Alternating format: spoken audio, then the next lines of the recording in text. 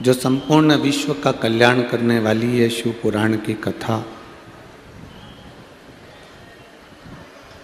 एक हमारे जीवन के लक्ष्य को निश्चित करती है।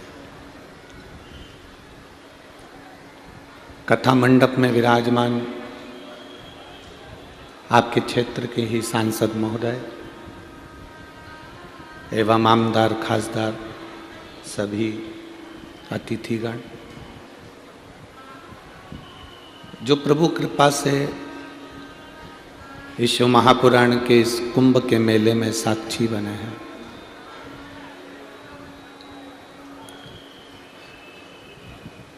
एक शिव कृपा करते हैं, देवाधिदेव महादेव की करुणा होती है, उनकी दया होती है, तब हम अपनी जिंदगी में कुछ अच्छा कर पाते हैं।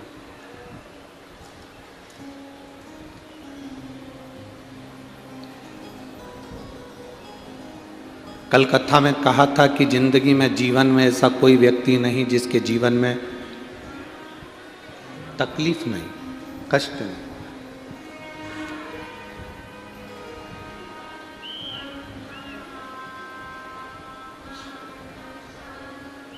चाहे कहीं का संत हो, साधु हो, गुरु हो, कोई मिनिस्टर हो, कोई मंत्री हो, कोई राजनेता हो, कोई सनातन धर्म को आगे बढ़ाने वाला हो, कोई धर्म की ध्वजा को फहराने वाला हो,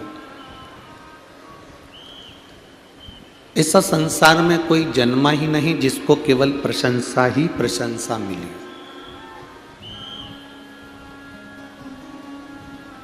केवल प्रशंसा प्रशंसा मिली हो ऐसा कोई नहीं जन्मा।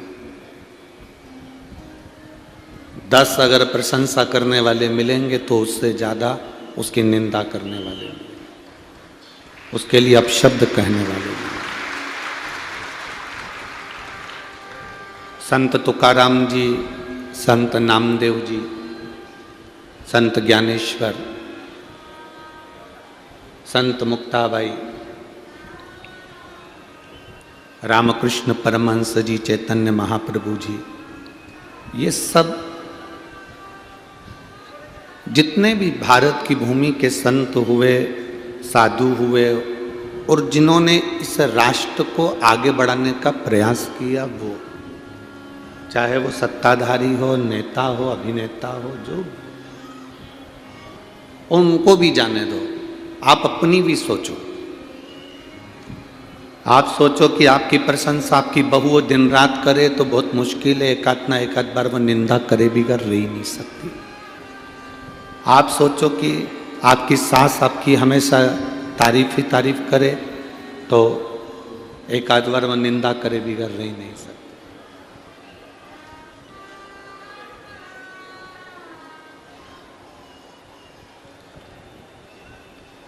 एक सास तो गजब का काम कर गई।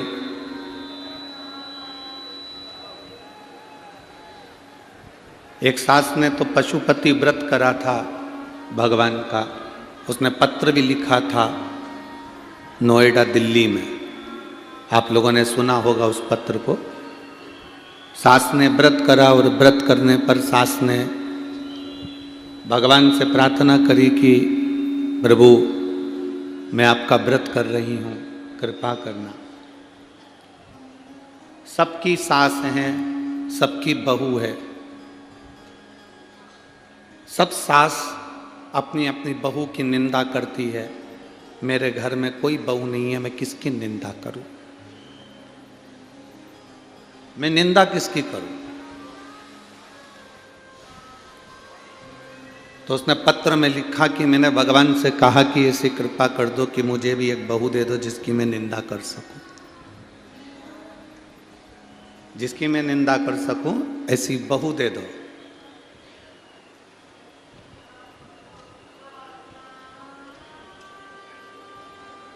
अब प्रशंसा करने वाले एक दिन तुम्हारी निंदा कर सकते हैं,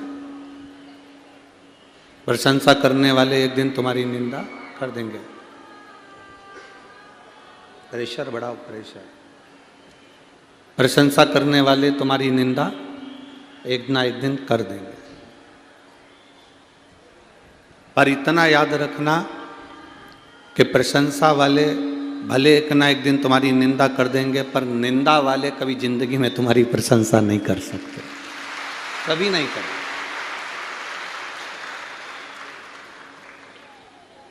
प्रशंसा वाले भले तुम्हारी निंदा एक ना एक दिन कर देंगे, वो बदल सकते, पर निंदा वाले कभी नहीं बदलेंगे। निंदा वाला निंदा करने पर आखिरी तक भी उसके प्राण छूटेंगे, तब तक भी वो निंदा ही करेगा।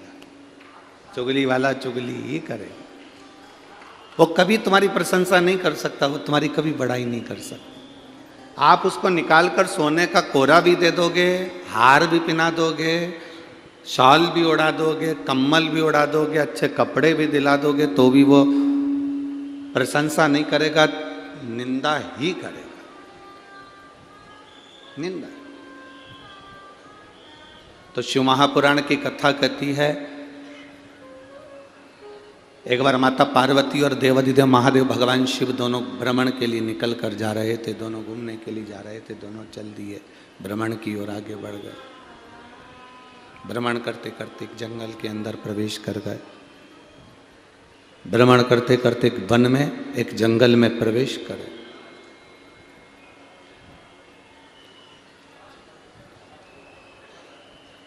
अब उन्होंने जंगल में, वन में प्रवेश किया और जंगल में प्रवेश कर कर, वन में प्रवेश कर कर पार्वती जी ने शिव जी को देखा और देखकर एक निवेदन किया। पीछे के चोंगे उनकी सब आवाज बढ़वा दीजिए। पीछे के जितने चोंगे लगे हैं सबकी आवाज बढ़ाओ, पीछे वालों को आवाज जाना चाहिए।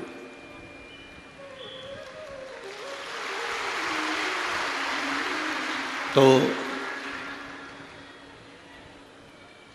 पार्वती जी ने और शिव जी ने भ्रमण करते करते वन में घूमते घूमते जंगल में प्रवेश किया, वन में प्रवेश किया।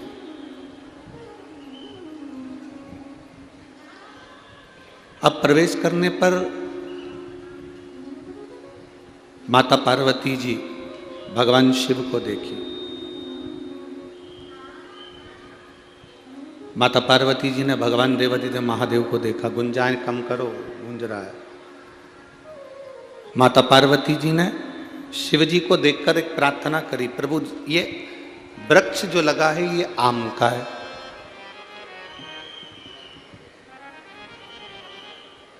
फिर पार्वती जी ने कहा ये वृक्ष जो लगा है ये अनार का है।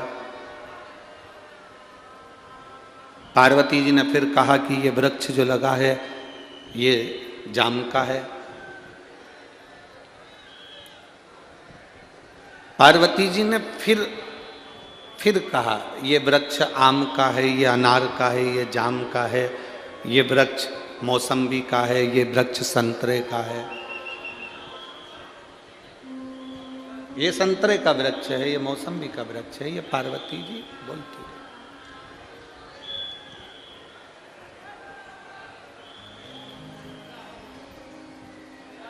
अब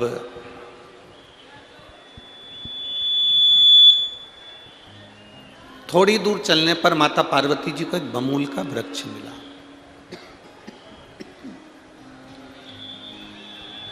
माता पार्वती जी ने एक बमूल का वृक्ष देखा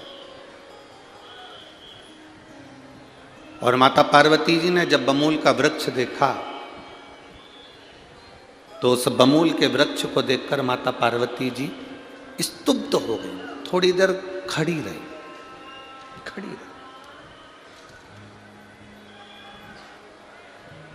कृपया कार्यकर्ताओं से निवेदन है, आप लोग आवाज शोर ना करें। 3 घंटे की कथा को शांति से आप लोग सुने। जो लोग जहां हैं वो वहीं बैठ जाएं, कोई आगे आने का प्रयास ना करे। जहां पर हैं आप लोग वहीं बैठ जाइए।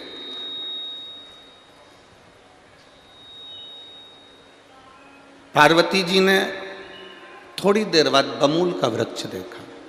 बमूल का,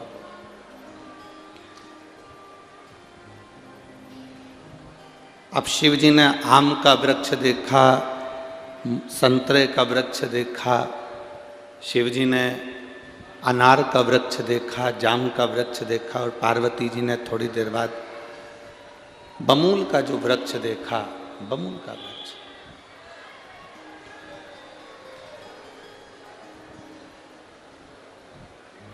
जब बमूल का वृक्ष माता पार्वती जी ने देखा तो शिव जी से देखकर कहा, ये बमूल का पौधा, ये वृक्ष देखिए। प्रभु, आम के वृक्ष में आम आता है, अनार के वृक्ष में अनार आता है, जाम के वृक्ष में जाम आता है, इमली के वृक्ष में इमली आती है। केवल एक ये बमूल का वृक्ष ऐसा है, इसमें कोई फल नहीं आता, इसमें कोई फल नहीं, इसमें कोई फल नहीं। केवल एक ये बमूल का वृक्ष ऐसा है कि जिसमें फल की कोई प्रतिभा नहीं दिखती, फल की कोई प्रतिभा नहीं। केवल एक वृक्ष यही ऐसा दिख रहा है जिसमें फल नहीं दिख रहा, फल न जाना।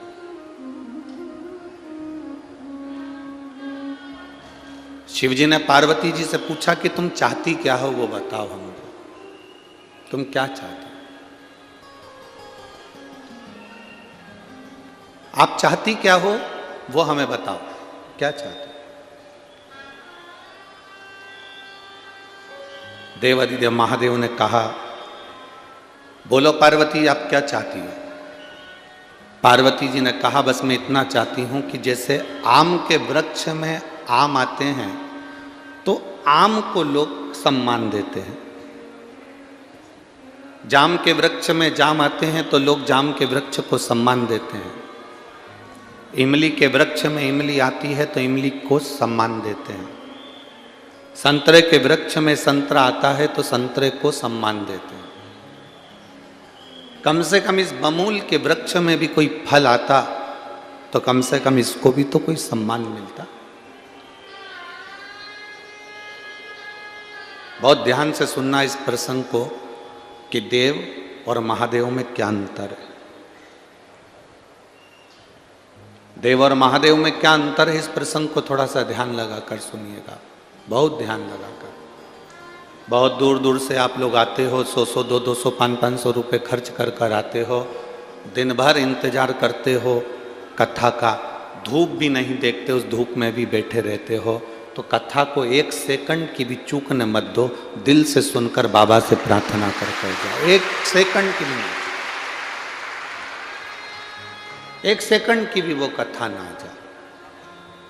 कोई आपको अगर कष्ट दे रहा है, बीच बीच में बार बार उठ रहे हैं, जा रहे हैं, आ रहे हैं, तो उनके पांव पड़ कर कह दो, तू बैठ जा, हमको कथा सुन लेने दे, बहुत दूर से आए हैं, तेरा क्या है, तू तो मंडराता रहेगा, आता रहेगा, जाता रहेगा, हमको कथा कर इसका।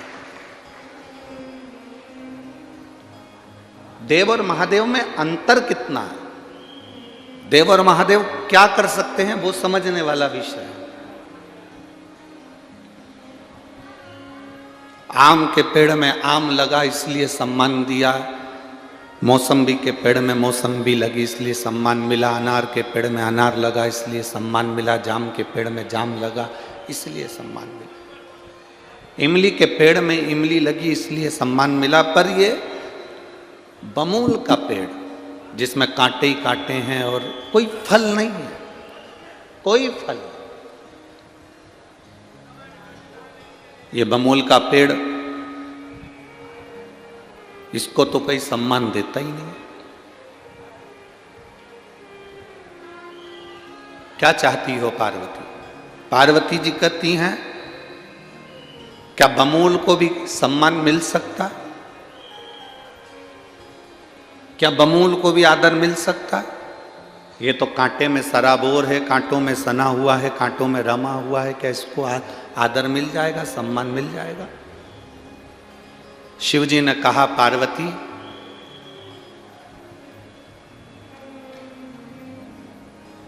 मैं क्या वर्णन करूं। दोनों के बाद संवाद हो रहे थे और उसी बीच में देवऋषि नारद का आगमन हो गया। श्रीमन नारायण, देवऋषि नारद पधारे। देवऋषि नारद ने पूछा,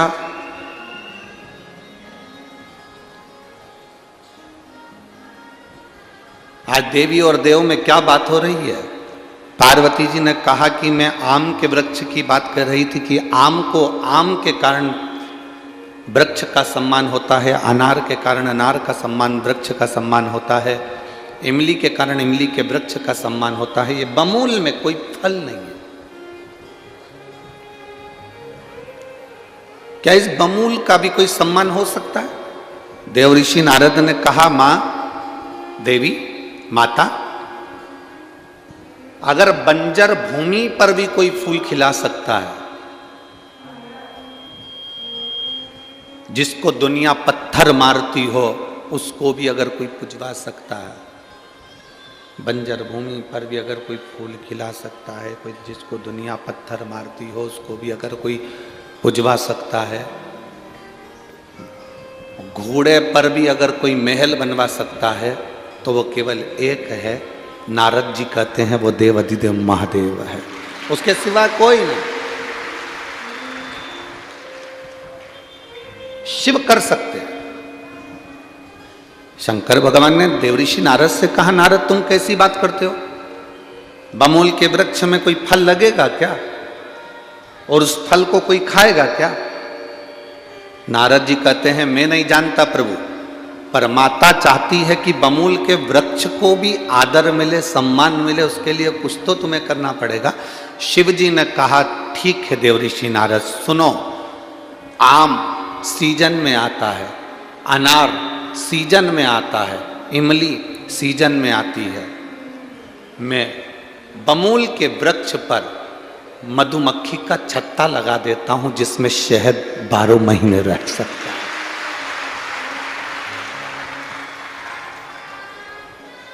बारह महीने शहद रह सकता है।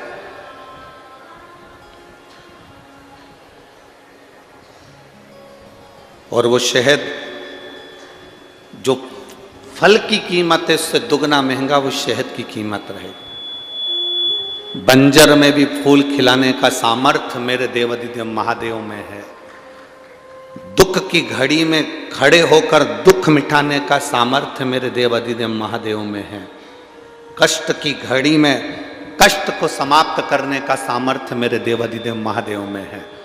और वो सामर्थ्य जितना देवाधिदेव महादेव में है, वो सामर्थ्य देवाधिदेव महादेव ने आपके एक लोटे जल में दे रखा है कि जल चढ़ाते से तुम्हारा दुख समाप्त हो सकता है। जल चढ़ाते ही तुम्हारा वो दुख मिट सकता है। एक पत्र आया है, बहन जी ने दिया है।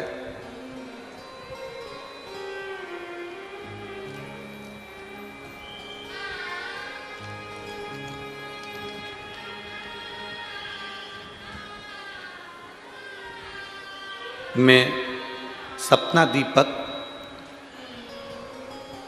पुरोहित सपले, जिला न्यायाधीश शिवाजी नगर, जिला जलगांव, मोबाइल नंबर मेरा ये है। श्री शिवाय नमस्तुभ्यम। आज पहली बार किसी जज महोदय ने पत्र भेजा है, उसके लिए आपको बहुत बहुत साधुवाद है, धन्यवाद। मैं इसके पहले सरकारी वकील के पद पर थी और बाबा की कृपा क्या होती है मैं इस पत्र के माध्यम से बताना चाहती हूँ। गुरुदेव, मैं हमेशा जज बनने का प्रयास करती थी, पर कुछ नंबरों के कारण रह जाती थी। फिर मेरी माँ ने मुझे बोला, तू शिवजी पे एक लोटा जल चढ़ाया कर। मैं न्यायालय जाती, पढ़ाई करती, एक लोटा जल शिवजी को चढ़ाती। मेरी 3 परीक्षा हुई।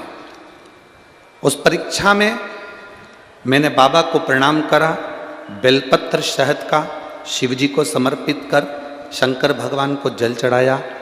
आज बाबा का मैं क्या गुणगान करूं गुरुदेव। मेरे बाबा ने मुझे एक लोटे जल का फल दिया और मुझे जज बना दिया। मैं बाबा को धन्यवाद देती हूँ।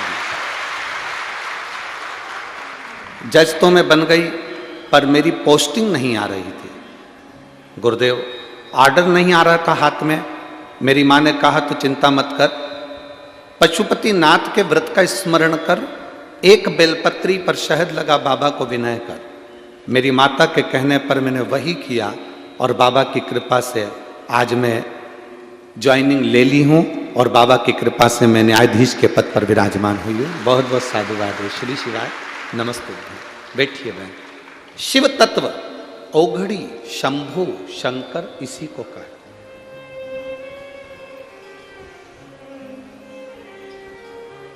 दुनिया के लोग भले हंसे पर आपका विश्वास अगर पक्का है, दृढ़ है, तो मेरा बाबा आपके साथ में कदम से कदम मिलाकर चल रहा है और वह आपका कार्य कर रहा है।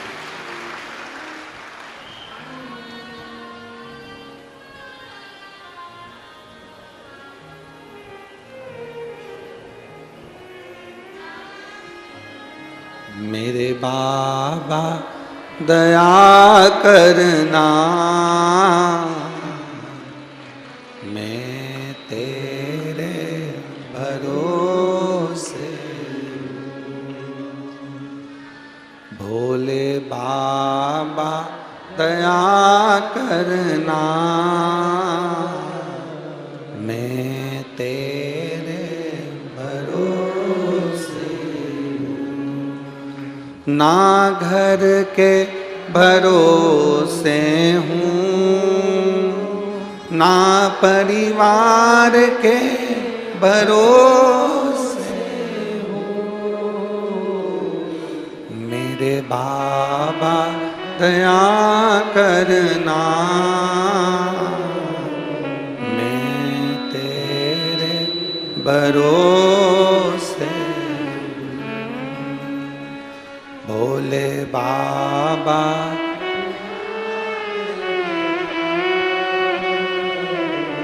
मैं तेरे भरोसे। हम दुनिया के लोगों के कहने पर भले भटक जाएं, हम दुनिया के लोगों के कहने से भले इधर उधर चले जाएं, पर शिव महापुराण की कथा कहती अपना विश्वास टूटना नहीं चाहिए, अपना भरोसा मत टूटने दो। वो बमोल के वृक्ष को भी कीमत वाला बना देता है, शहद का छत्ता लगाकर, भले उसमें फल ना लगे। हम अगर बमूल के वृक्ष जैसे हैं, हम में कोई क्वालिटी नहीं है, मान लो हम बेकार भी हैं, पर कब मेरा शंकर हमारे को शहद का छत्ता लगा दे, कब हमारी कीमत बढ़ा दे, ये उसी के ऊपर निर्भर करता है, किसी दूसरे पर निर्भर नहीं करता। ये उस एक पत्र और आया है,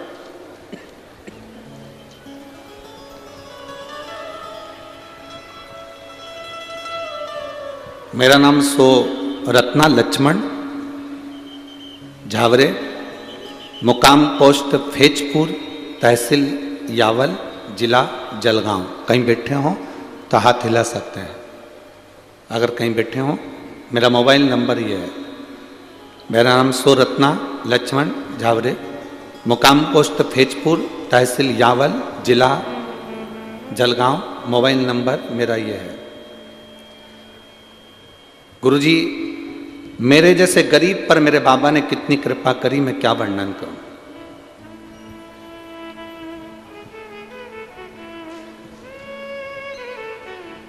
बाबा, एक लोटा जल, एक बेलपत्री का क्या वर्णन करूं। मेरी जिंदगी बहुत दुख और कष्टों में चल रही थी। मेरा बेटा चेतन ने 2 बार रेलवे की परीक्षा दी, पर 2 बार भी फेल हो गया।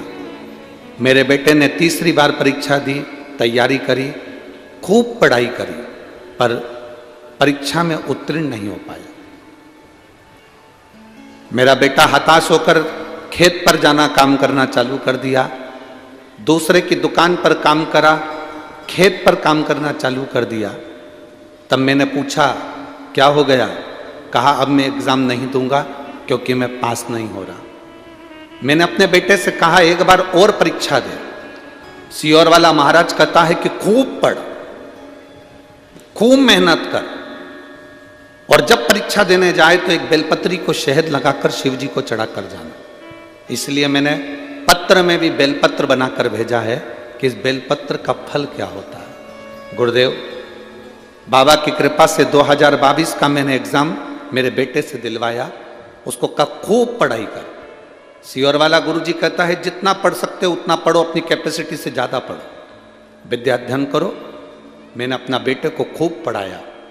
उसने पेपर देने के समय पर एक बेलपत्री में शहद लगाकर जब शिवजी को चढ़ाया तो मुझसे मंदिर में कहता है, माँ क्या भोले बाबा को शहद का बेलपत्र चढ़ाने से वो सुन लेगा?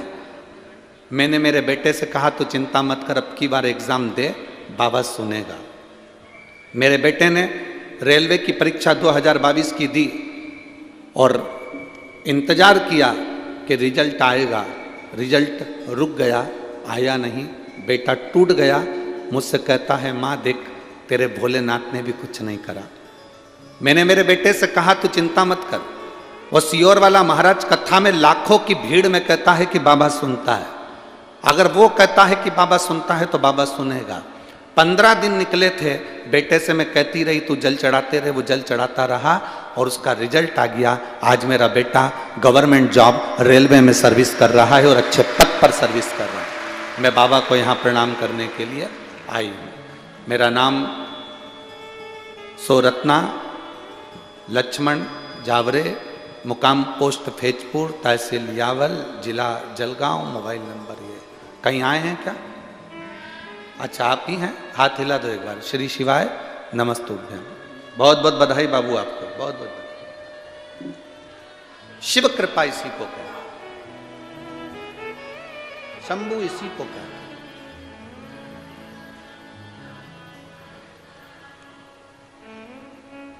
भरोसा शिव पर करा तो वो टूटेगा नहीं, ये निश्चित है। हमने आपको एक बार पहले भी कहा कि भरोसा हर किसी पर मत करना। घर के लोगों पर भरोसा करोगे एक बार टूटेगा, रिश्तेदारों पर भरोसा करोगे एक बार टूटेगा, परिवार पर भरोसा करोगे एक बार टूटेगा, कुटुंब कबीले में भरोसा करोगे एक बार टूटेगा, आसपास वालों पर भरोसा करोगे एक बार टूटेगा, पर मेरे शंभू पर किया गया भरोसा कभी जिंदगी में नहीं टूटता।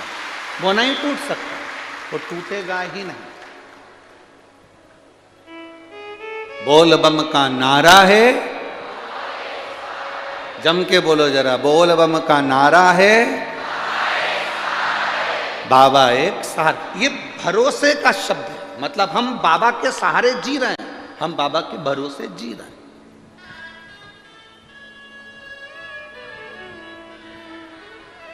ऐसा कौन व्यक्ति है जिसकी जिंदगी में कष्ट नहीं? ऐसा कौन व्यक्ति है जिसको कभी निंदा नहीं मिली?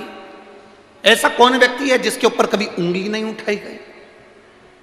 संत तुकाराम जी को देखोगे तो लोग ने उन पर भी उंगली उठाई, संत ज्ञानेश्वर जी को देखेंगे तो उन पर भी उंगली उठाई गई, संत नामदेव जी को देखेंगे तो उन पर भी उंगली उठाई गई। जितने भारत की भूमि पर संत हुए, साधु हुए, बड़े बड़े जो पद पर पहुंच जाते हैं, बड़े बड़े औहदे पर पहुंच जाते हैं, उन पर उंगलियां उठाई जाती हैं। आप सनातन धर्म के लिए आगे बढ़ेंगे, आप पर उंगली उठाई जाएगी। कोई बड़े पद पर बैठकर कोई मंत्री, कोई संतरी, कोई कलंतरी, कोई आमदार, कोई खासदार, कोई महापौर, कोई नगर पालिका का अध्यक्ष हो, महापौर हो, अगर वो कोई शब्द कह दे कि सारी समस्या का हल एक लोटा जल है, या भगवान की भक्ति करो, या सनातन धर्म की बात कह दे, तो बहुत सारे लोग ऐसे हो जाते हैं जो उनके कमेंट्स करना चालू कर देते हैं, उनके पाँव खींचना चालू कर देते हैं। तुम क्या इस बात को पक्ष लेते हो? क्या तुम इस बात को जानते हो? तुम तो उनका पक्ष ले रहे हो, तुम तो ऐसा कर रहे हो। एक बात अपनी जिंदगी में याद रखना, झूठी पत्तल का भोजन कर लेना, भूखे मर जाना, पर अपने सनातन धर्म को छोड़कर दूसरे धर्म में मत जाना।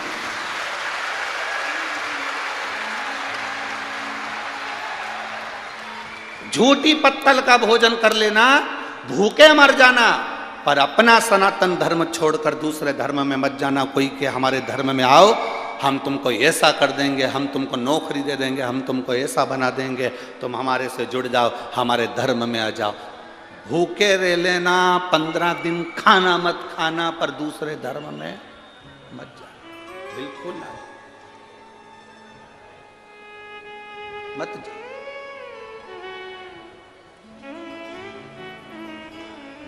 बड़ी मुश्किल से हमारा जन्म भारत की भूमि पर होता है, बड़ी मुश्किल से ये मनुष्य का शरीर मिलता है और बड़ी मुश्किल से शंकर को चढ़ाने के लिए एक लोटा जल मिलता है। इसको छोड़कर कैसे जाए?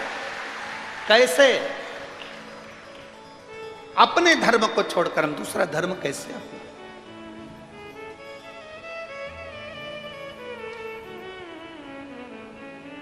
शिव कथा कह रही है, वो शिव है, हार नहीं देता। राजा विक्रमादित्य का आपने चरित्र सुना होगा, जो शंकर का परम उपासक था, देवी का परम उपासक था।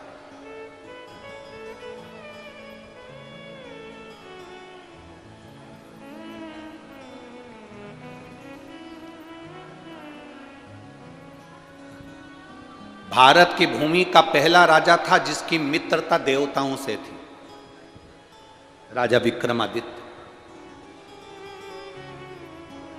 पूरे ब्रह्मांड का, पूरे भारत की भूमि का पहला राजा था जिसके संबंध देवताओं से थे। उसके संबंध देवताओं से क्यों थे? किस लिए? क्योंकि राजा विक्रमादित्य प्रतिदिन शिव जी की आराधना करता था और माता रानी की आराधना करता था। पार्वती जी की भी आराधना कर रहा और शिव की भी आराधना कर रहा। जो शिव और शक्ति इन दोनों की आराधना में लग जाता है, उसके संबंध, उसके रिश्तेदार, उसके नातेदार स्वयं देवता खुद बनने के लिए आते हैं और उसको अपना रिश्तेदार बना लेते हैं।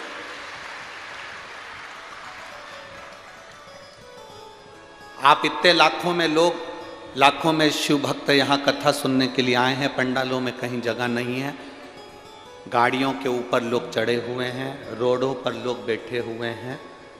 जो दिन का नज़ारा है ऐसा कैसे ही रात का भी नज़ारा रहता है? ऐसा कैसे? यहाँ कोई किसी का रिश्तेदार नहीं है, कोई किसी का नातेदार नहीं है, कोई किसी का पहचान वाला नहीं है। पर जो 5 दिन कथा के पंडाल में रहता है, 7 दिन कथा के पंडाल में रहता है, उसकी पहचान इतनी हो जाती है कि घर के रिश्तेदार फीके पड़ते हैं और यहाँ के रिश्तेदार प्रबल हो जाते हैं। घर के रिश्तेदार फीके पड़ जाते हैं और यहाँ के रिश्तेदार प्रबल हो जाते हैं।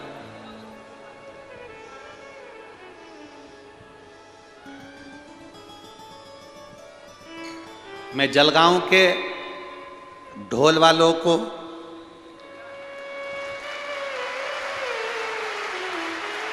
नगाड़े वालों को, डीजे वालों को, मैं जलगांव के बैंड बाजे वालों को और यहाँ के आसपास के गांव की ढोलक पेटी की मंडलियों को यहीं से नमन करता हूँ, दंडवत करता हूँ। नमन। क्या दुनिया में किसी की शादी होगी, ऐसा उत्सव रात्रि को देखने को मिलता है जब चारों तरफ डीजे और ढोल और बैंड और भजन और श्री शिवाय नमस्तुभ्यम लब नाच रहे, गा रहे, आनंद कर रहे, एंजॉय कर रहे। धन्यवाद। और उस बीच में लोडिंग में छोटे छोटे जो लोडिंग होते हैं, छोटे छोटे जो ट्रक जैसे होते हैं लोडिंग गाड़ियाँ, उसमें भरा भरा कर सामान, कोई चाय बना रहा, कोई दूध केसर का, कोई आइसक्रीम, कोई कुछ उस बीच में भरा भरा करा। चारों तरफ कहीं कुछ बट रहा, कहीं कुछ बट रहा, ऐसा लग रहा जैसे बाराती आया। और जो जलगांव का व्यक्ति ये नज़ारा देख नहीं पाया, समझ लेना उसकी किस्मत ही बेकार थी, वो नहीं पहुंचा। किस्मत में वो 1000 बार जन्म ले लेगा तो नहीं देख पाएगा। इस जलगांव का कितना बड़ा सेठ होकर वो ये नज़ारा नहीं देखा तो बेकार, बेकार।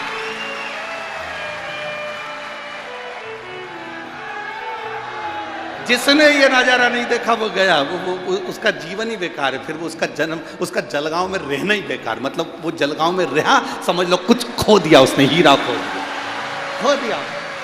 ये नज़ारा नहीं देख पाया। इतने शिव भक्तों का आनंद, इतने शिव भक्तों की अलमस्तता, इतने शिव भक्तों की रात को 2:30 बजे भी एक जैसे भजन में आनंद लेना, भक्ति में डूबे रहना, दिन भर कथा सुनना, रात को कीर्तन करना, और लोग हाथ जोड़ जोड़ के लो साहब चाय पियोगे, लो साहब दूध पियोगे। हम सोचते थे कि दिल्ली नोएडा के लोगों ने सबसे ज़्यादा लोगों को खिलाया है, पर आज जलगांव ने सिद्ध कर कर बता दिया इसके बराबर कहीं नहीं खिलाया, इसके बराबर कहीं नहीं खिलाया। खूब गाड़ियां भर भर के लो साहब पानी, लो साहब पाउच, लो साहब बाटल, लो साहब ये, लो साहब। अरे क्या हाथ जोड़ जोड़ के धन्य है रे जलगांव वालों, नजर उतरवा लेना तुम्हारी, नजर उतरवा धन्य आपकी शिव भक्ति धन्य। और महाराज शंकर शंकर है, ओघड़ी ओघड़ी, उसकी भक्ति सरल नहीं, उसकी भक्ति साज है।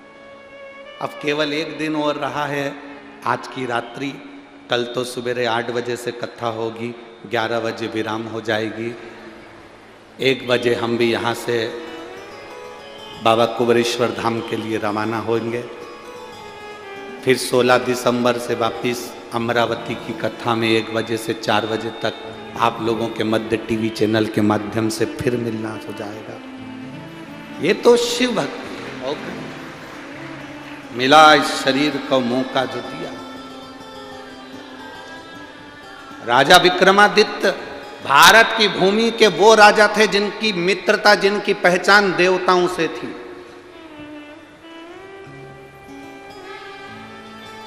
उनकी पहचान कराने वाला कोई दूसरा नहीं था, देव अधिदेव महादेव थे। जो शंकर जी की भक्ति करता है उसकी पहचान दुनिया में हो जाती है, दुनिया में।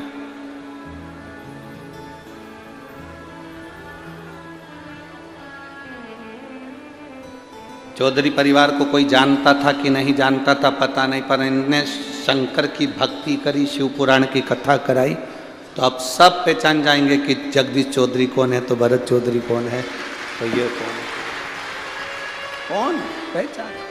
शिव की आराधना करने वाला, शंकर का गुणगान करने वाले को कभी कहीं नहीं जाना पड़ता, उसकी खुद आनंदता, उसकी मित्रता देवताओं से हो ही जाती है, उसका संबंध देवताओं से हो जाता है। और जितने यहां बैठे हो पंडाल में, जितने पंडाल के बाहर बैठे हो, जो गाड़ियों पर बैठे हैं, जो आस्था चैनल पर कथा सुन रहे हैं, फेसबुक यूट्यूब पर कथा सुन रहे हैं, जो मोबाइल पर कथा सुन रहे हैं, उनसे निवेदन करूंगा कि आप शंकर की कथा में मन लगाए हो, आप चिंता मत करना, आपकी भी पहचान स्वयं देव अधिदेव महादेव से है। आपका रिश्तेदार प्रबल है, आपका रिश्तेदार प्रबल है, वो शिव है,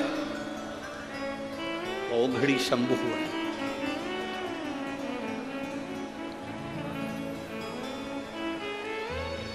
सहज नहीं।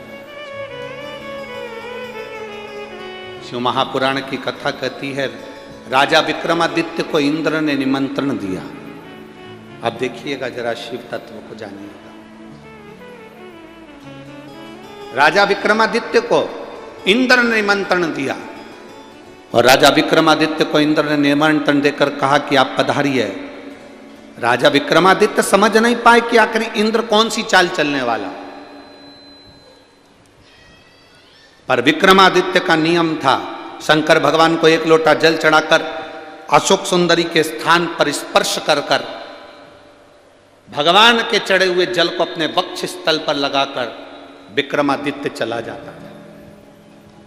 राजा विक्रमादित्य चले जाता था। चले राजा विक्रमादित्य इंद्र लोक में पहुंचे। इंद्र अपने सिंहासन पर बैठा हुआ। इंद्र ने राजा विक्रमादित्य को इसलिए बुलवाया था क्योंकि पूरे देवलोक में राजा विक्रमादित्य की चर्चा हो रही थी। जिस व्यक्ति की बहुत चर्चा होती है ना, उससे मिलने का मन करता कि एक बार मिलें तो सही, आखिर है क्या।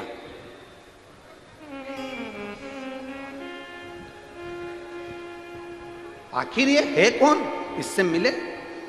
एक पत्र आया है, इस पत्र में एक लड़के ने लिखा, देखिए।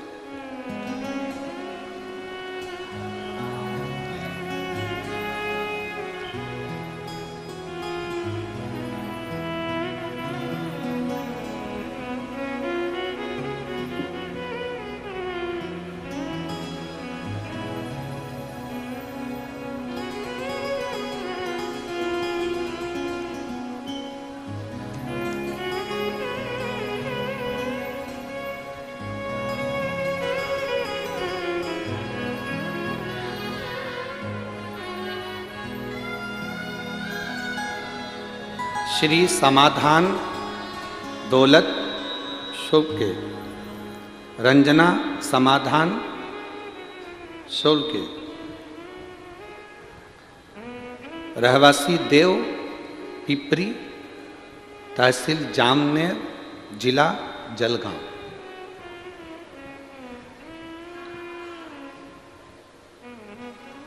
गुरुदेव, मेरा बेटा कभी भगवान पर भरोसा नहीं करता था।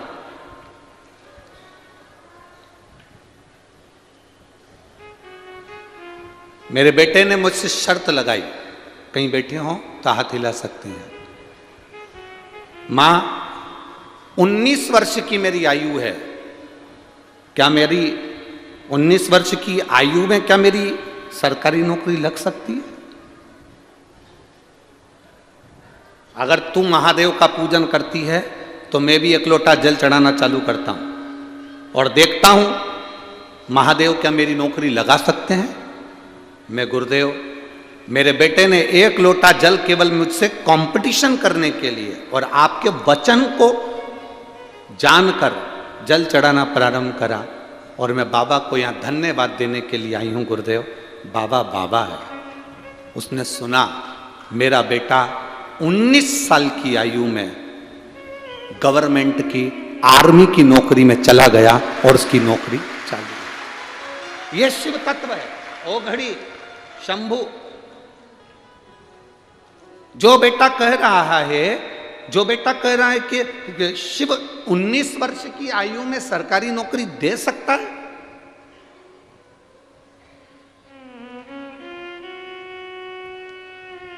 आज मेरा बेटा अहमदनगर में ट्रेनिंग कर रहा है, उसकी नौकरी लग गई है। 26/10/2023 को उसका आर्मी में सिलेक्शन हो गया। मैं यहाँ पर प्रणाम करने के लिए आई हूँ। शिव तत्व है ये। औघड़ी शंभु त्रिकालदर्शी हो सकता है। पंडाल में बैठकर कथा सुनने पर क्या लाभ होता है? एक पत्र में एक बहन ने लिखा, उज्ज्वला धीरज गोसावी, मुकाम पोस्ट बड़ा की, तहसील शाहदा, जिला नंदुरबार, मोबाइल नंबर ये है। कहीं बैठी हो तो हाथ हिला सकती हैं, कहीं बैठी हो तो हाथ हिला सकती हैं। उज्ज्वला धीरज गोसावी, मुकाम पोस्ट बड़ा की, तहसील शाहदा, जिला नंदुरबार, मोबाइल नंबर ये है। आप लोग पत्र में भी उसको पढ़ सकते हैं। बाबा, मैं भोलेनाथ का क्या गुणगान करूं? मैं 3 महीने से हॉस्पिटल घूम रही थी। मेरे गर्भाशय में 7 सेंटीमीटर की गठान हो गई थी। 3 डॉक्टरों ने बोला तुरंत ऑपरेशन करना पड़ेगा। परिवार वाले सभी परेशान हो गए थे। मैं और मेरे पति हम धूलिया के निरामय हॉस्पिटल में आए थे। उस वक्त धूलिया में आपकी कथा चल रही थी। हम हॉस्पिटल से सीधे पंडाल में आ गए थे। वहाँ मेरे पति और मेरी माँ ने पंडाल में बाबा से विनती की, मेरी बेटी के गठान मिट जाए। तभी बाबा, हमने बाबा से विनय कर कर वहाँ की मिट्टी को पेट पर लगाया, प्रणाम करा और धूलिया के पंडाल में, हम हॉस्पिटल से सीधे धूलिया के पंडाल में गए। बैठकर हमने विनती करी। आप श्री शिवाय नमस्तुभ्यम कहते हो, हम कहते हैं वो श्री शिवाय नमस्तुभ्यम नहीं, हमारी सीधी डोर बाबा से बांध देते हो। हम बाबा से कहते हैं। मैंने बाबा से विनती करी, बाबा 15 दिन में डॉक्टर ने सोनोग्राफी करना है और मेरा ऑपरेशन करना है, केवल 15 दिन मेरे पास है। तब डॉक्टर ने 15 दिन की सोनोग्राफी के लिए मुझे वापस बुलाया और वहाँ पर चेक कराया। मैं बाबा का क्या वर्णन करूं? जब सोनोग्राफी कराई तो मालूम पड़ा कि पेट में गठान नहीं थी, गल चुकी थी।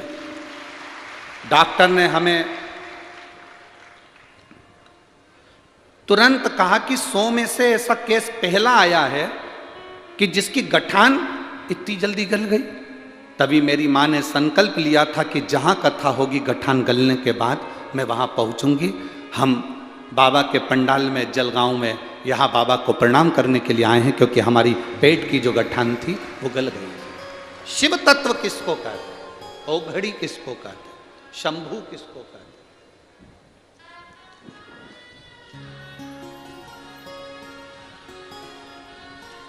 आपका विश्वास, आपका भरोसा, आपकी दृढ़ता मूल है। मेरी जीजियों, मेरी माताओं, मेरी बहनों, मेरे जीजाओं, मेरे भाई, आप सब यहाँ पर आमंत्रित हैं, बैठे हैं, शिव भक्ति की कथा का लाभ ले रहे हैं, भगवान की अविरल भक्ति को अपने हृदय में धारण कर रहे हैं।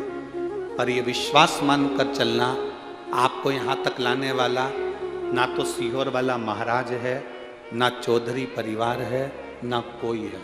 आपको यहाँ तक पकड़ कर लाने वाला स्वयं देवाधिदेव महादेव है। वो तुमको लेकर, और वो तुमको लेकर आया है तो कुछ अच्छा करने के लिए लेकर आया होगा, कुछ श्रेष्ठ कर्म करने के लिए लेकर आया, कुछ अच्छा करेगा जरूर, ये विश्वास रखिए। गया इंद्र को लगा कि ये विक्रमादित्य की चर्चा सब दूर हो रही है, राजा विक्रमादित्य की जय, राजा विक्रमादित्य की जय, राजा विक्रमादित्य की जय, पूरा ब्रह्मांड कर रहा है, देवता भी इसका गुणगान करते हैं। आखिर राजा विक्रमादित्य में ऐसा क्या है? 2 क्षण में राजा विक्रमादित्य को मैं नीचे धूल चटा दूंगा, ये राजा इंद्र ने विचार कर लिया। 2 क्षण में। ऐसे दुनिया के कई लोग हैं जो शंकर भगवान के भक्त को धूल चटाने का प्रयास करते हैं। कौन लगता है शंकर का भगत, उसको तो धूल चटा दूंगा, ये मुझे जानता नहीं है। आप लोगों से केवल एक निवेदन है, जब आप 1 लोटा जल लेकर शिव जी के मंदिर में जाते रहो, शंकर का गुणगान गाते रहो, श्री शिवाय नमस्तुभ्यम बोलते रहो। मेरे बाबा के आप इतने करीब में रहोगे कि दुख तुम पर आएगा और आंख में आंसू मेरे बाबा के आएंगे तुम्हारे दुख को देख। तुम्हारे दुख को देखकर आंसू मेरे बाबा के आंख में आएंगे कि मेरे भक्त को ये तकलीफ कैसे हो गई, मेरे भक्त को ये दुख कैसे आ गया, ये तकलीफ मेरे भक्त को।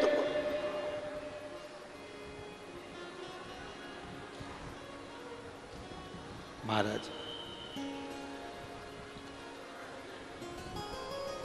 ओ मेरा बाबा भोलानाथ, जिसके सिर पे रख दे हाथ, मेरा बाबा भोलानाथ, जिसके सिर पर रख दे हाथ, कर दे वारे के न्यारे नंदी पे चढ़ के, मेरा बाबा भोलानाथ।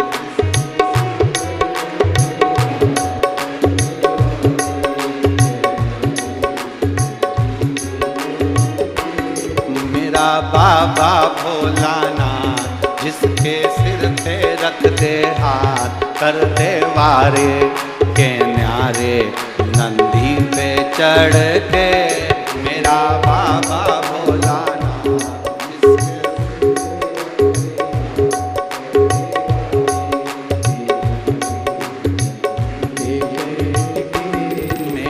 बाबा भोलानाथ, जिसके सिर पर रख दे हाथ, कर दे वारे के न्यारे नंदी पे चढ़ के, मेरा बाबा भोलानाथ, जिसके सिर पर रख दे हाथ, कर दे वारे के न्यारे नंदी पे बैठ के। शंभो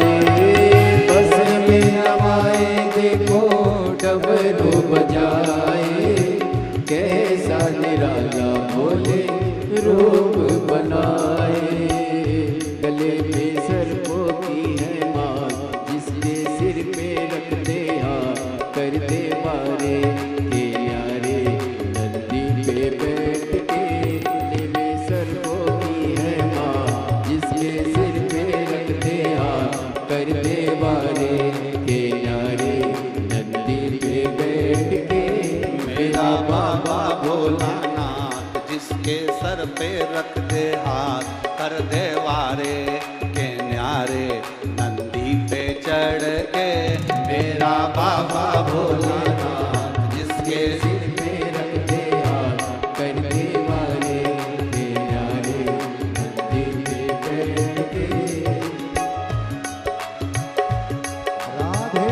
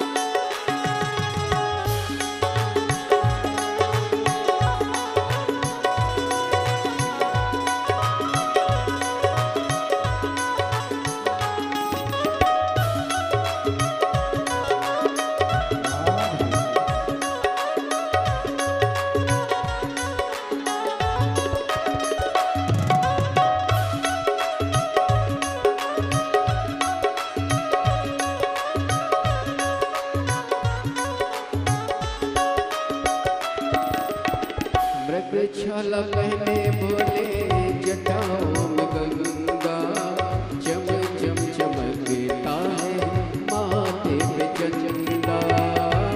छाला पहने भोले जटाओं में गंगा, चम चम चमकता है माथे पे चंदा।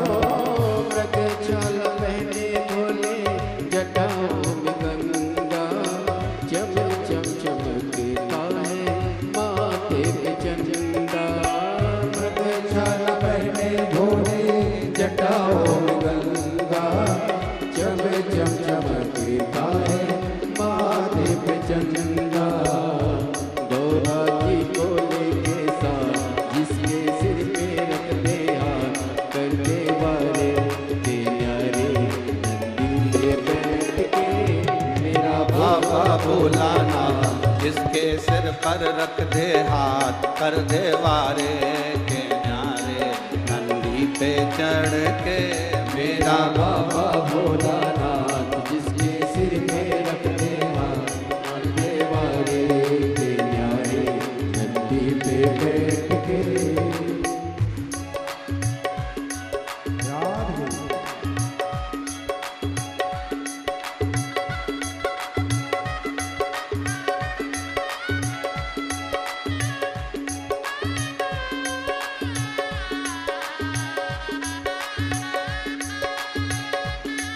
ओ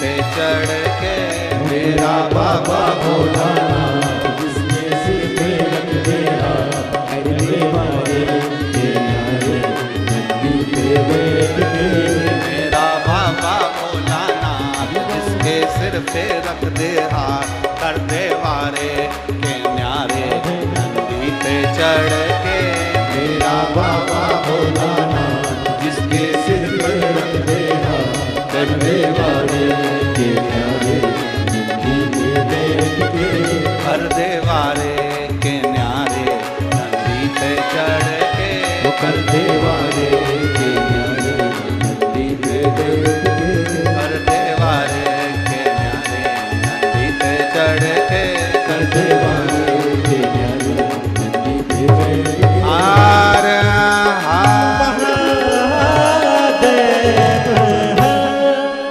अपने स्थान पर बैठकर भगवान देवदेव महादेव से अपने हृदय की बात बड़े भावों के साथ दिल से प्रार्थना करिए। भगवान शिव की कृपा हो।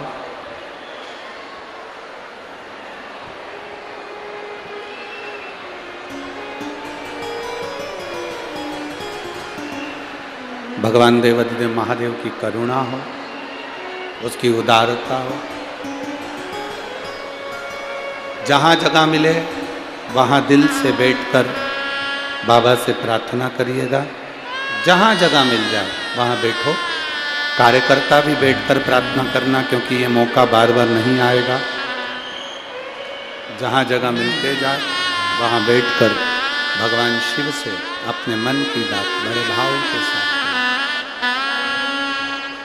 साथ में बोलना है आपको भी हमारे, और दिल से प्रार्थना करना है। आपकी आवाज़ हमारे तक पहुँचे, ऐसा स्वर आपका है।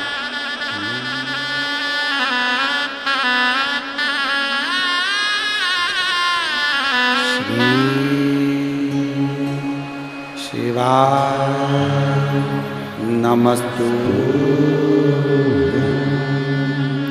श्री शिवाय नमस्तु श्री शिवाय नमस्तु श्री शिवाय नमस्तु श्री शिवाय नमस्तु भोला सब दुख काटो ओ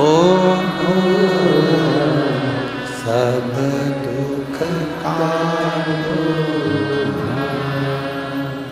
शिव शंकर तेरी माला भोले बाबा तेरी माला भोला सब दुख काटो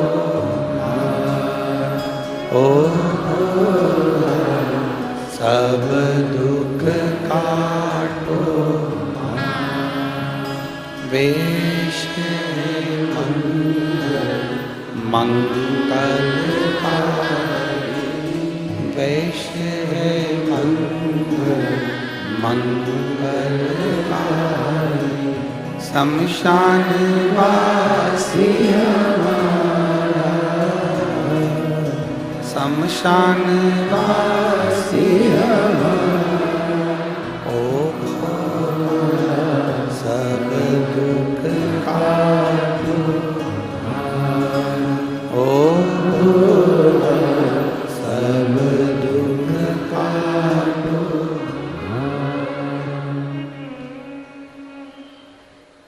भगवान शिव ओ गणदानी इंद्र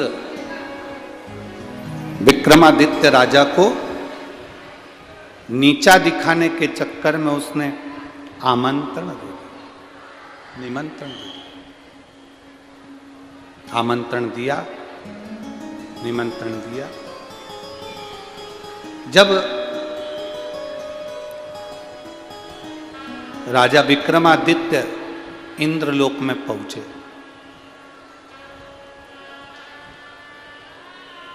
जब राजा विक्रमादित्य इंद्रलोक में पहुंचे,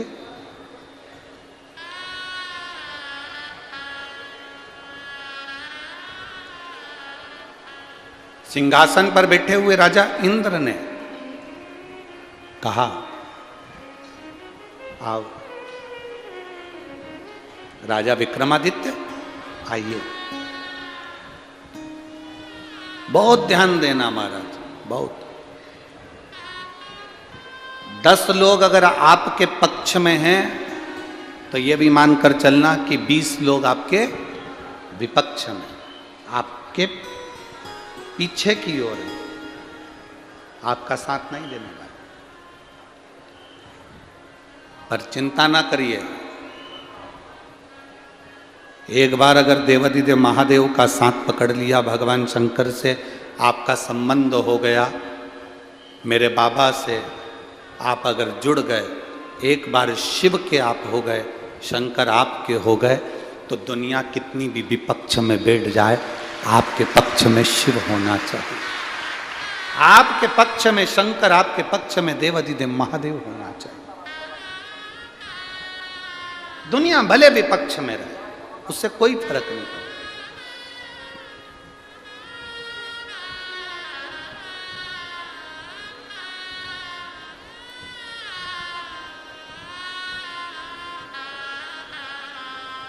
बस अपना दिल, अपना मन सबके प्रति बड़ा रखो।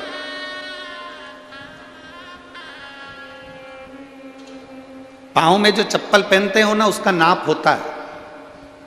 किसी को 3 नंबर आती है, किसी को 8 नंबर आती है, किसी को 9 नंबर आती है। बोलो री जीजियो, सही है कि गलत है? मेरे जीजाओ सही है ना? चप्पल का नाप होता है। जो पैंट पहनते हो उसका जो पट्टा होता है उसका भी नाप होता है, हाइट का भी नाप होता है, शर्ट का भी नाप होता है, टी शर्ट का भी नाप होता है, कुर्ते का भी नाप होता है, घड़ी का भी नाप होता है, अंगूठी का भी नाप होता है, सबका नाप है। पर कभी आपने सुना कि किसी के दिल का नाप,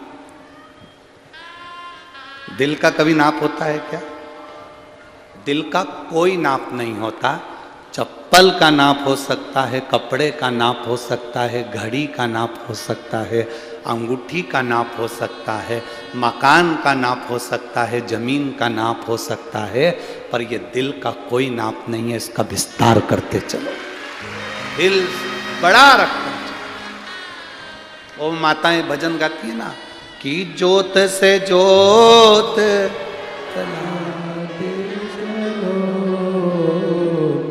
प्रेम की गंगा,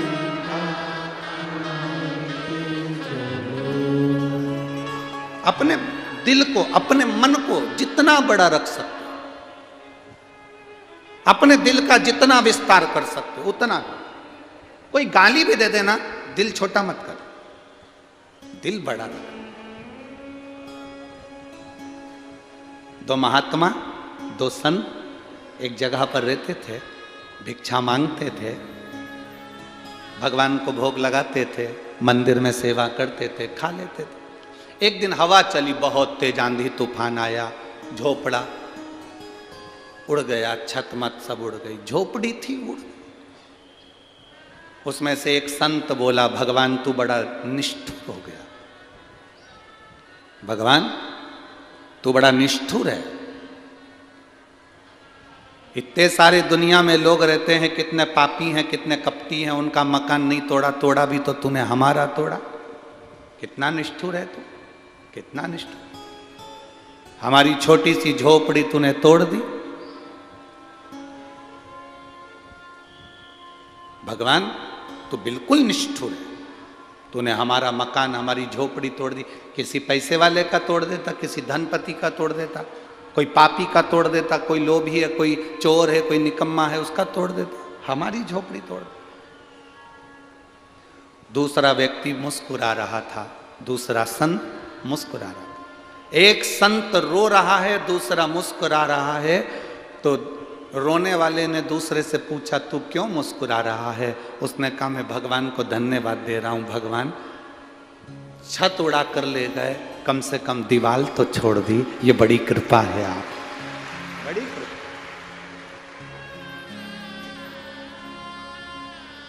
अच्छा देखो, वो इसलिए खुश है क्योंकि दीवार बची हुई है, झोपड़ी की छत तो और डाल लेंगे। थोड़ा सा दुख आता है और हम रोने बैठ जाते हैं कि हमें कष्ट आया, हमें तकलीफ आई, हमें दुख आया, हमें कष्ट आया, हमें तकलीफ आई, हमें दुख आया। पर भगवान से प्रार्थना करना, ऐसा दुख हमारी जिंदगी में मत देना जिसको हम सह भी ना सके। ऐसी तकलीफ नहीं चाहिए जिसको हम सह ना सके।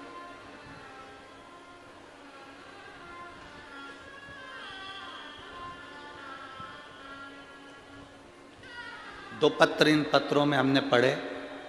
उसमें 2 पत्रों में माताओं ने लिखा कि मेरे पति की ब्रेन हेमरेज हो गया, उसकी नस फट गई, वो कोमा में चले गया। दूसरी माँ ने भी इस पत्र में लिखा कि मेरा पति कोमा में चले गया, इसमें लिखा, उसकी रिपोर्टें लगाई, उसका फोटो लगाया। एक पत्र इधर भी है।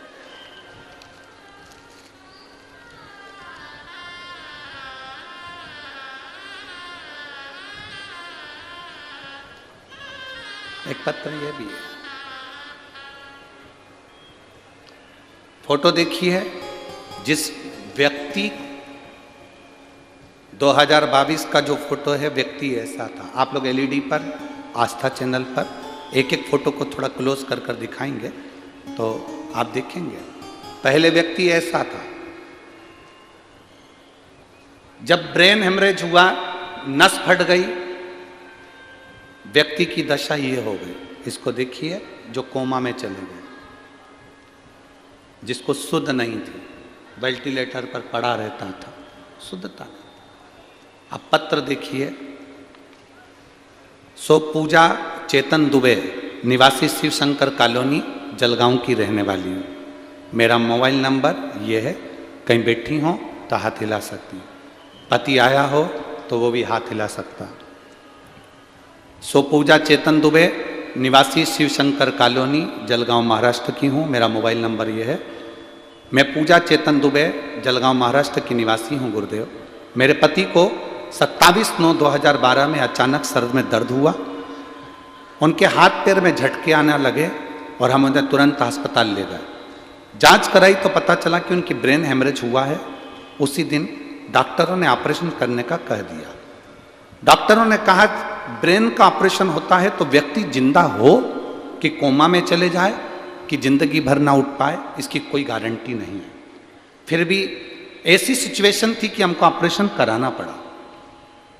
सारी ऑपरेशन कराते से उनके शरीर की हलचल बंद हो गई, उनके शरीर ने काम करना बंद कर दिया, वो कोमा में चले गए। शरीर ने बात करना, शरीर की कोई उंगली नहीं हिलती, कोई शरीर में एक्टिविटी नहीं, कुछ भी नहीं, पड़े रहते। हॉस्पिटल से लेकर आ गए, घर में पड़े रहते, कोई शरीर में कंपन नहीं। मेरी माँ ने कहा, तू पशुपतिनाथ का व्रत कर, मेरे बाबा जरूर अच्छा करेंगे। व्रत के मैं क्या वर्णन करूं गुरुदेव, शिव शिव है। मेरी माँ के कहने पर मैंने व्रत करा। 3रा पशुपति व्रत था। सोमवार के दिन मैं बाबा को प्रणाम कर कर दिया दरवाजे पर लगाई, वापिस अपने कमरे में अपने पति के पास आई तो देखा कि मेरे पति हाथ पैर हिलाना प्रारंभ कर दिए थे। उनने इतने समय के बाद अपनी आंखों को खोला था। मैं बाबा पर भरोसा कर गई गुरुदेव, पशुपति व्रत पूर्ण हुए। आज मेरे पति की हालत ठीक है, जिसका फोटो मैं नीचे लगा रही हूँ। अब मेरे पति की हालत ये है। आप 3रा फोटो देखिए। अब पति की हालत ये है, जो कोमा में चले गए थे उसको देखिए, और कोमा में पड़े पड़े पड़े पड़े पड़े पड़े जब बेकार हो गए, तब बाबा की सुन करिए कृपा। कहीं बैठे हों तो हाथ हिला सकते हैं, अगर कहीं बैठे हों तो हाथ हिला सकते। दूसरा पत्र देखिए। इस पत्र में मैं संगीता मनोहर बाडिले, रंजाने तहसील सिंदखेड़ा, जिला धुलिया से रहने वाली हूँ, मेरा मोबाइल नंबर ये है, कहीं बैठी हो तो हाथ हिला सकती हूँ। मेरे पति को 7 जनवरी 2023 को सुबह के समय अचानक से चक्कर आने नीचे गिर गए और उन्हें हम छत्रपति अस्पताल में ले गए। वहां जाकर मालूम पड़ा कि उनकी ब्रेन की नस फट गई है और वहां पे खून एकत्रित हो गया है, जिससे 3 गांठें जम गई हैं। ऐसा डॉक्टर ने बताया तो हम सब बहुत डर गए।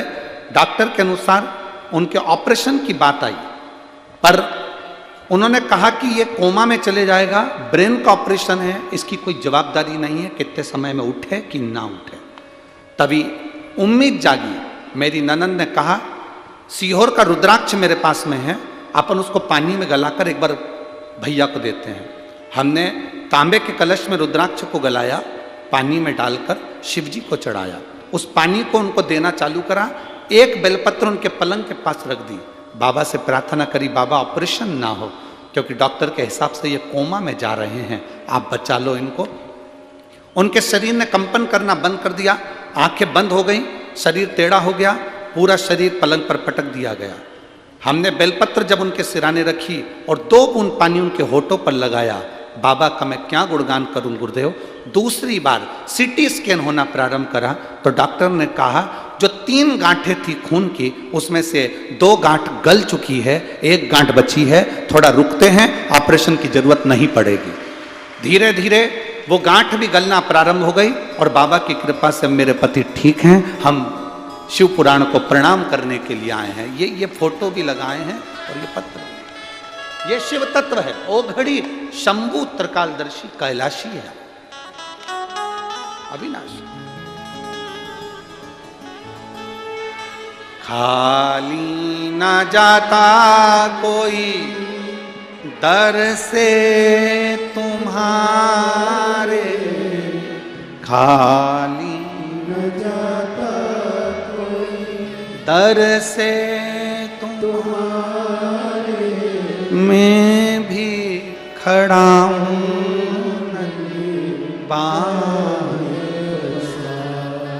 अपने हृदय लगा लो, गिरा जा रहा हूँ, उठा भोले अपने दर अब तो न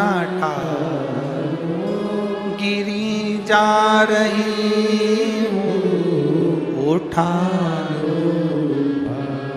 शिव कथा कह रही है। दुनिया कितनी भी तुमसे ईर्ष्या करे, दुनिया तुमको ताना दे, दुनिया तुमको अपशब्द कहे, दुनिया तुमको गाली दे, दुनिया तुमको आड़ा टेढ़ा कहे, आपको टेंशन नहीं करना। जिसने शिव को अपने दिल में बिठा लिया, अपने दिल को इतना बड़ा रखो कि दूसरा गाली भी देकर चले जाए तो तुम्हारा दिल छोटा ना हो जाए, तो भी बड़ा के बड़ा रखो। बड़ा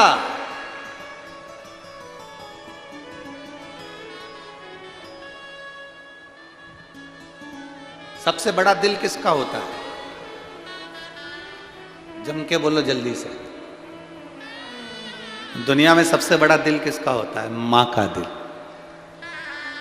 दुनिया में सबसे बड़ा दिल होता है माँ का। बहू गाली दे देती है, अपशब्द कह देती है, ताने दे देती है, रोटी तक नहीं देती, तो भी अपनी पूरी जेवर और अपनी प्रॉपर्टी अपनी बहू को देकर जाती है। वो माँ का दिल। दुनिया में सबसे बड़ा दिल अपनी माता का होता है। माँ का दिल सबसे बड़ा दिल है। बहू बेटा पूछे ना पूछे तो भी प्रॉपर्टी, जमीन और रकम, सोना चांदी सब बच्चों को देकर जाती, मर जाती, छोड़ गई। बट कई माताएं ऐसी हैं जिनकी बहू रोटी नहीं दे रही, तो हमने उनसे कह दिया जब तुम्हारी बहू तुमको नहीं पूछ रही तो एक काम करो, पूरा जेवर और पूरी प्रॉपर्टी किसी मंदिर को दे दो ना। अरे महाराज काय को देऊं? भले कैसी भी है पर दूंगी तो अपनी बहू को। भले वो धक्का मारे, आप शब्द कहे, ताने दे, गाली दे, आड़ा टेढ़ा बोले, पर जैसी भी है तो बहू। उसी तरह याद आती है, भला है बुरा है जैसा भी है, मेरा पति तो मेरा देवता है। बस उसी में कि ये भली बेकार है, अच्छी है, पर है तो सब उसी को दूर। कितना प्रेम है आप लोगों का, ये तो मानना पड़ेगा। ये बुजुर्ग माता गजब का प्रेम करती हैं। अपनी बहू पोता पोती के लिए तो जान निकाल कर रखते, इतना दे देती है। दे दो। अब इंद्र ने चाहा कि मैं विक्रमादित्य को धूल चटवा दूं। यह हो नहीं सकता, यह हो ही नहीं सकता।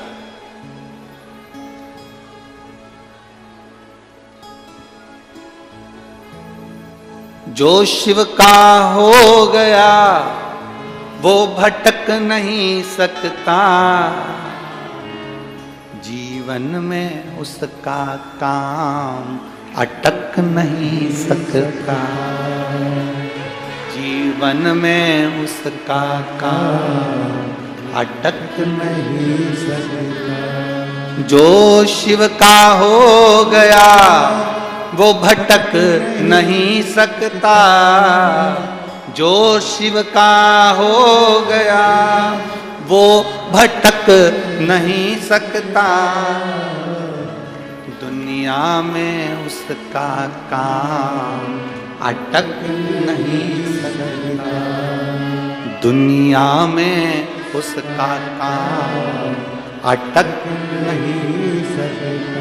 बाबा भोलेनाथ का जल लगाकर अपने हृदय को गया था विक्रमादित्य, बैठ गया सिंहासन पर। इंद्र ने राजा विक्रमादित्य को कहा, सुनो विक्रमादित्य, हमने सुना है तुम्हारी बुद्धि बड़ी तेज है, बहुत प्रबल हो, शिव के उपासक हो, शंकर की भक्ति करते हो। हमारा एक निवेदन है आपसे। क्या? ये मेरी 2 अप्सराएं हैं, उर्वशी और रंभा। ये मेरी 2 अप्सराएं हैं, उर्वशी और रंभा। ये दोनों बहुत अच्छी नाचती हैं, नृत्य करती हैं। आपको सिद्ध कर कर बताना है कि उर्वशी और रंभा में सबसे अच्छा कौन ने नृत्य करा। विक्रमादित्य राजा ने सोचा कि मैं तो इंद्र से मिलने के लिए आया था और इन्होंने मुझे यहां निर्णय देने के लिए बिठा दिया कि इन दोनों में से अच्छा कौन नृत्य करता।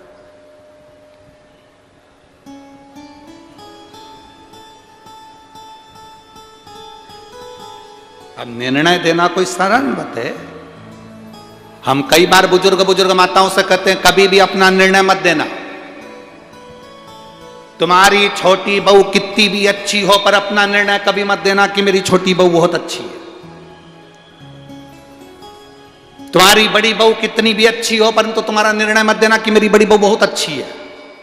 हमेशा बोलना तो एक ही बात बोलना कि मेरी दोनों बहुएं बहुत अच्छी है। क्यों? एक के पक्ष में निर्णय चले गया तो दूसरी रोटी भी नहीं देगी। बहुत सावधान रहो, बहुत सावधान। कभी मत बोलो कि मेरी बड़ी अच्छी कि छोटी अच्छी, मेरी दोनों बहुएं बहुत अच्छी हैं, बहुत अच्छी, समय पर काम कर लेती हैं, अपने बच्चों को संभाल लेती हैं, 2 रोटी मुझे मिल जाती है, दोनों अच्छी। कभी मुंह से मत बोलो कि ये अच्छी कि वो बुरी।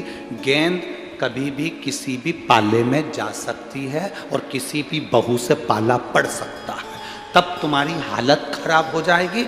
इसलिए मरती मर जाना पर अपना निर्णय कभी मत देना,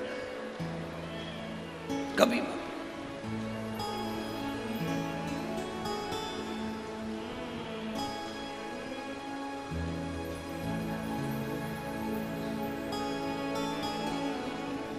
अपनी जीवान कभी मत खोलो और मरती मर जाओ। अपने पास जो पुरानी वाली पेटी है वो कभी मत खोलो ना यार। समझ गए? अरे बोलो तो जम के। अरे ओ जलगांव की जीजियों, समझ गए? और मेरे जीजाओं, समझ गए?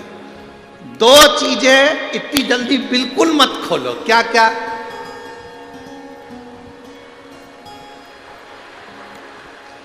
अपन ज़्यादा बोलेंगे नहीं क्योंकि बहुएं बहुत सारी आई है, तो इसलिए दो चीज़ों का स्मरण करना, एक अपनी जीवान ज़्यादा नहीं खोलना और एक अपनी पेटी ज़्यादा मत खोलना।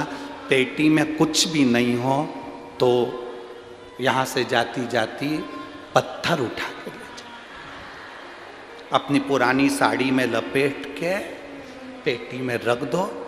मरती मर जाना पर मत खोलना, पेटी तो खोलना। दिवाली पर बहुओं से कहा करो इसको उठाना बेटा, इधर रख दे, बहू को लगेगा डोकरी के पास खूब माल है। गुलाब जामुन, गुजिया, पपड़िया, चकली, पूरन पोली खूब खिलाएगी हो। मरती मर जाना पर ना जीवान खोलना ना पेटी। आखिरी सांस चल रही हो और घर में 4 बहुएं हों, चारों को बुला कर कह देना बेटा अब ये ले चाबी, अब मेरा जाने का समय आ गया और तुम चली जाना। बहुवन पेटी को छुपा के रख देंगी क्योंकि डोकरी मरी है, ननंदों आएंगी। पेटी ने छुपा कर रख दी, तुम भले चली गई।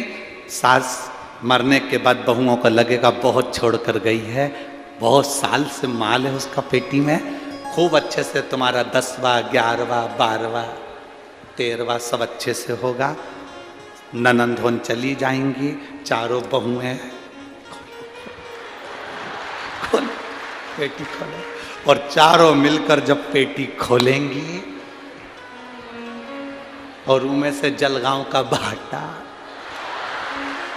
निकलेगा, करम फोड़ेगा। अपन तो चले गए, उसके बाद गाली भी दे तो अपने कौन फर्क पड़े। आग लगे बस्ती में, अपन बस्ती में दे तो बच्चा।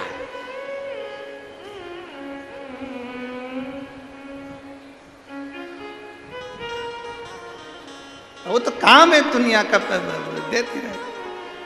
2 चीजें मत खोलना, कभी अपने मुंह से ये मत कहना कि मेरा बड़ा बेटा अच्छा कि छोटा अच्छा, मंजला अच्छा कि संजला अच्छा, बड़ी बहू अच्छी कि छोटी बहू अच्छी, कभी मत बोलो। कभी भी किसी से पाला पड़ सकता। अपन तो सबका गुणगान करो, बहुत जोरदार, बहुत बढ़िया, बहुत बढ़िया।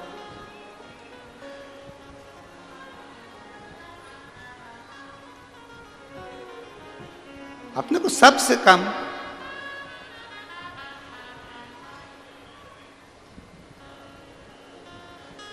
कभी ना। इंद्र के सामने बैठे हुए राजा विक्रमादित्य, शंकर के भक्त राजा विक्रमादित्य से कहा गया कि उर्वशी और रंभा में बताओ कौन का नृत्य अच्छा है। राजा विक्रमादित्य ने सोचा, मैंने सोचा नहीं था ये निर्णय देना पड़ेगा मुझे नहीं लगता मुझे निर्णय देना पड़े, ये श्रेष्ठ नहीं है। देवलोक में इतने देवता बैठे हैं, निर्णय वो दे, मैं काय को निर्णय दूं। पर बैठ गए, ठीक है, पर मेरी एक शर्त है। क्या? उर्वशी और रंभा के हाथ में फूल का गुलदस्ता दूंगा, वो गुलदस्ता एकदम सीधा रहना चाहिए, आड़ा टेढ़ा नहीं होना चाहिए। दोनों नृत्य करते समय गुलदस्ते का ध्यान रखना। राजा विक्रमादित्य ने दोनों को गुलदस्ते दे दिए। गुलदस्ता दिया, देने से पहले राजा विक्रमादित्य शिव जी का स्मरण कर रहे थे कि इनकी परीक्षा, इन दोनों में सर्वश्रेष्ठ नृत्य किसने करा, इसका निर्णय कोई नहीं दे सकता। इसका निर्णय देवाधिदेव महादेव दे सकते हैं। क्यों? शंकर भगवान नटराज हैं। निर्णय देने में अगर कोई नटराज नृत्य का निर्णय देगा तो वो देवाधिदेव महादेव देगा, दूसरा कोई निर्णय नहीं दे सकता। तो निर्णय शिव देंगे। अब राजा विक्रमादित्य ने हाथ जोड़कर भगवान शिव से प्रार्थना करी कि निर्णय मैं नहीं दूंगा, आप दो। नेत्र बंद ही करे थे और बंद करते से ही राजा विक्रमादित्य ने क्या देखा कि आज शंकर जी का चेहरा नजर नहीं आ रहा, उसकी जगह मुझे बिच्छू नजर आ, बिच्छू दिख रहे हैं।